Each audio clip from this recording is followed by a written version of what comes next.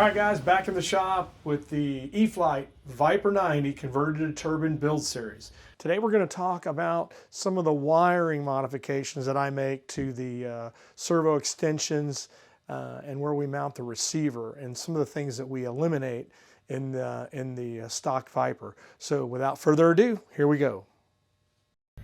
All right, guys, here we have the stock plug-and-play Viper 90. And this is how it comes out of the box. And you can see there's a bunch of wires down here. The tri-harnesses and the Y-harness for the aileron, flap, and gear take up a lot of room. Not to mention there's a lot more failure points in that connection. So on the turbine Viper, you have to realize we have a very tight cavity in here between the smoke tank and the fuel tank for all those wires to exit. Not to mention we have the overflow for the fuel and the smoke tank going down through this cavity also. So it's really, really tight inside there.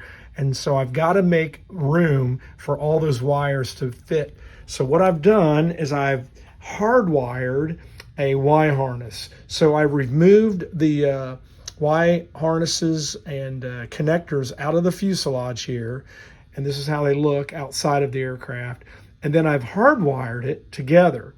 So now I have minimized the wiring harness mess that we had from the stock Viper and taken out the tri-harness of the gear and the Y-harness of the aileron and the flap. Those three bunched up takes up a lot of real estate. So this is the stock setups placement for the receiver, and in the aircraft it'll be right there on top of the smoke tank. So it makes for a really clean install, and it was necessary to do that to make this all work together.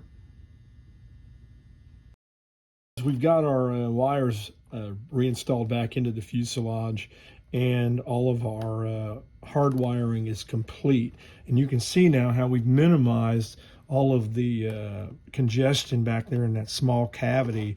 You can see as I slide the smoke tank in its position, there's plenty of room in that cavity now for the overflow for the fuel and the smoke and the engine control unit wires, all of the fuel lines and the smoke lines that go back to the engine. All of that gives us plenty of room. That cavity is now opened up for all those lines to go through. Again, we have eliminated all of these connectors, the aileron Y harness, the flap Y harness, the gear tri harness, and the light quad harness. All of these connectors, you can imagine the mess that would have been back there in that cavity. That's all eliminated, and now when the receiver is put in its position right here, you can see that there's plenty of room for extra things that need to be put in there. So for a great clean installation, a little bit of work, a little extra time doing the hard wiring makes for a really super clean install. Hey guys, thanks for watching this episode of the Lightspeed Air Show. We'd like to encourage you to please like and subscribe. These videos are a helpful tool for us to engage our audience. If you want to know more information about our STEM Elementary School Assembly program, go on our website, lightspeedairshow.com. From the human side of STEM, we'll see you on the next video.